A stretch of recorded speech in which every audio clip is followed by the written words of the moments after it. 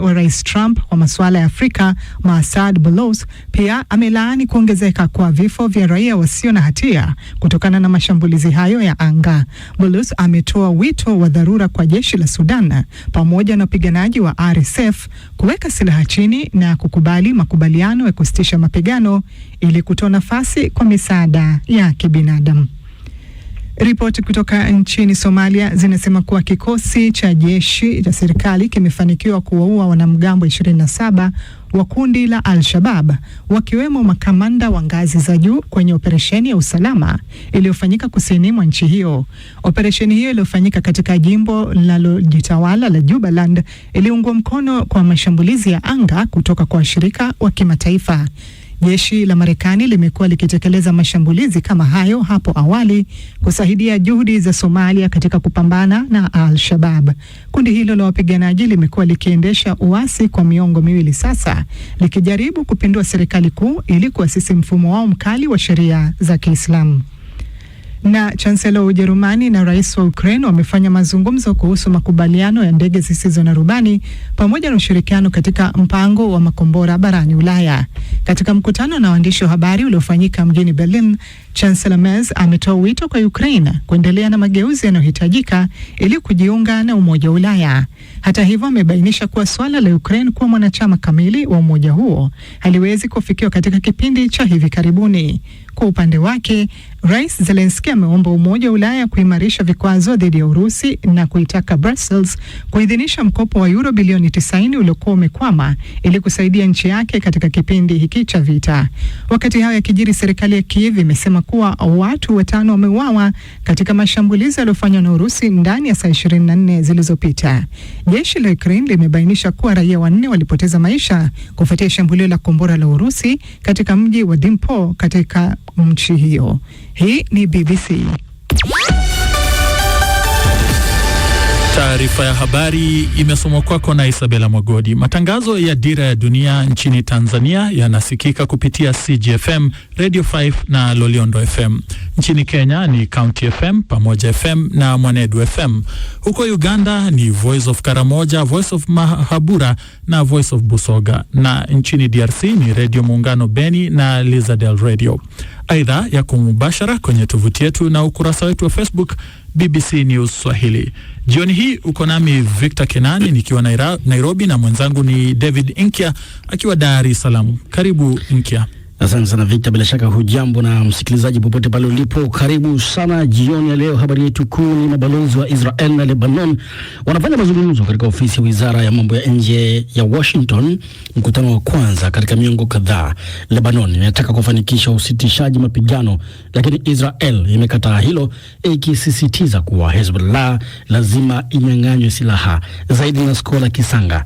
Mazungumzo kati ya maafisa kutoka nchi hizo mbili yanakuwa ni ya kwanza katika miongo kadhaa. Beirut inataka makubaliano usitishaji vita, lakini Israel imekataa hilo, ikisisitiza kwamba Hezbollah lazima ipokonywe silaha. Waziri wa mambo ya nje wa Marekani Marco Rubio pia atahudhuria mazungumzo hayo, lakini Hezbollah imesisitiza kwamba Lebanon ijiondoe katika mchakato huo. Haya yanakuja siku chache baada ya Marekani na Iran kushindwa kufikia makubaliano ya kumaliza vita vya Mashariki ya Kati. Siku ya Jumatatu, kiongozi wa kundi la wanamgambo la Hezbollah Naim Qasim ameitaka serikali ya Lebanon kufutilia mbali mkutano kati yake na Israel unaopangwa kufanyika mjini Washington leo Jumanne, akisema kundi lake linapinga mazungumzo ya ana kwa ana na adui zake. Mamlaka ya Lebanon kwanza inataka kusuluhisha usitishaji mapigano katika vita vinavyoendelea vya Israel na Hezbollah. Hata hivyo, Israel imefutilia mbali hilo na kusisitiza kwamba kundi hilo linaloungwa mkono na Iran lazima lipokonywe silaha, na Hezbollah imekataa mazungumzo hayo na kusema haitatii chochote kitakachokubaliwa. Ofir Falk ni mwanasheria wa Israel.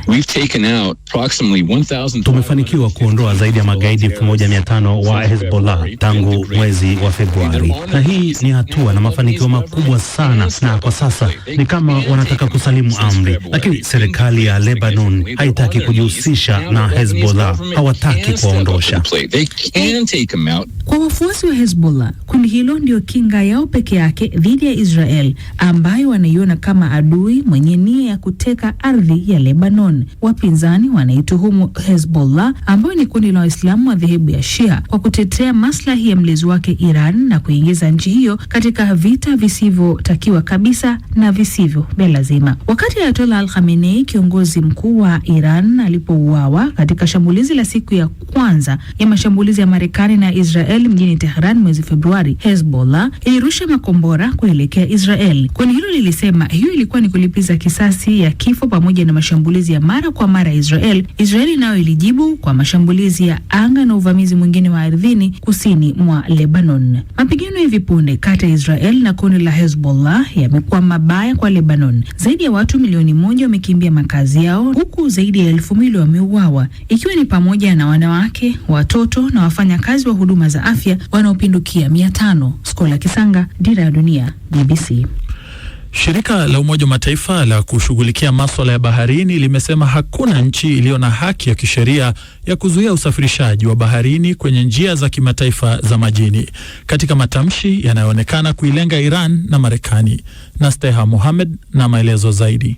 Katibu mkuu wa shirika hilo Antonio Dominguez aliambia BBC kuwa nchi hizo mbili zimeweka mfano hatari. Kwa sasa Marekani imeweka vizuizi katika bandari za Iran baada ya Iran kwa kiasi kikubwa kufunga mlango muhimu wa bahari wa Hormuz. Katibu huyo ameelezea hatua hiyo haina msingi wowote wa kisheria na kwamba hamna nchi ambayo ina haki ya kufunga mlango huo muhimu wa bandari hiyo.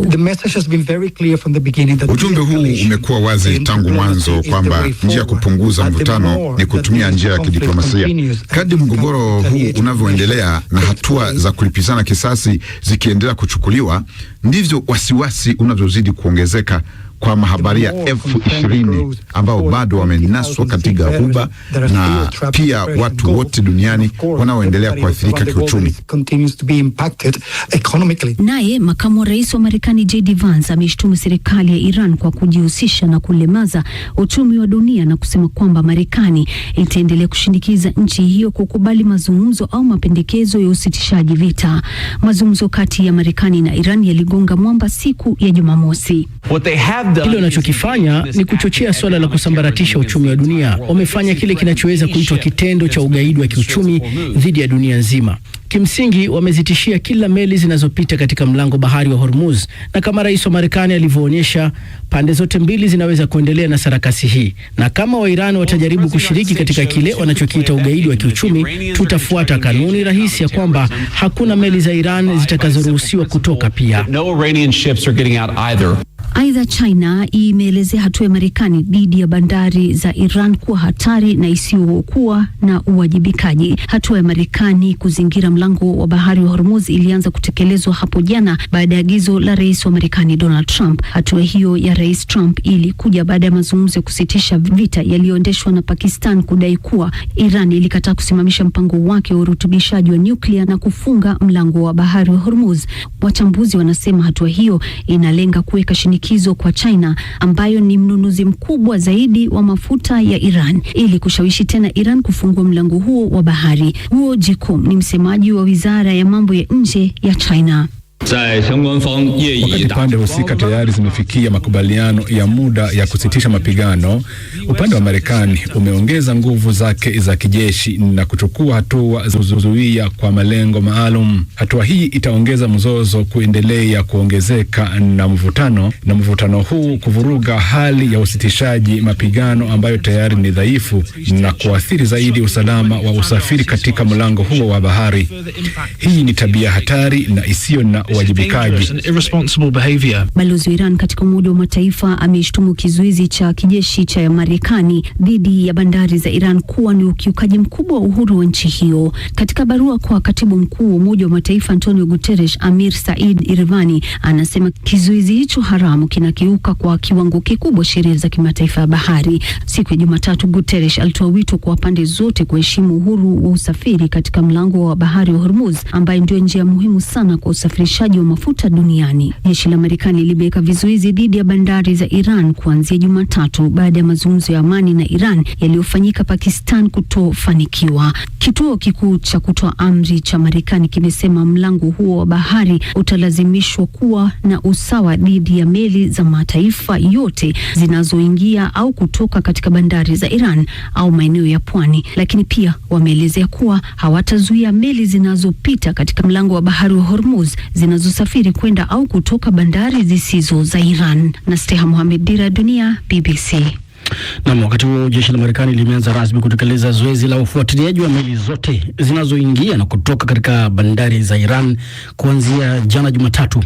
Hatua hii inakuja baada ya wapatanishi kutoka pande zote mbili kushindwa kufikia makubaliano ya kumaliza vita vilivyoanza Februari 28. Leila Mohamed anaangazia hatua hii ya Marekani kama itawezekana na ina athari zipi.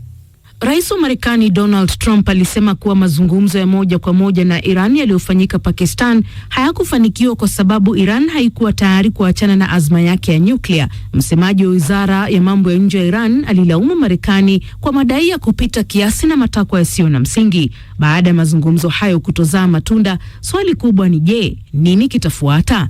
Trump amesema nini kuhusu kizuizi anachopanga kuweka? Akiandika kwenye mtandao wa Truth Social siku ya Jumapili, Trump alisema Marekani itaanza kuzuia meli zote zinazojaribu kuingia au kutoka katika mlango wa bahari wa Hormuz. Aliongeza kuwa Marekani pia itaanza kuharibu mabomu ya baharini ambayo alisema Iran imeweka katika eneo hilo. Sasa kizuizi hicho kitafanyaje kazi?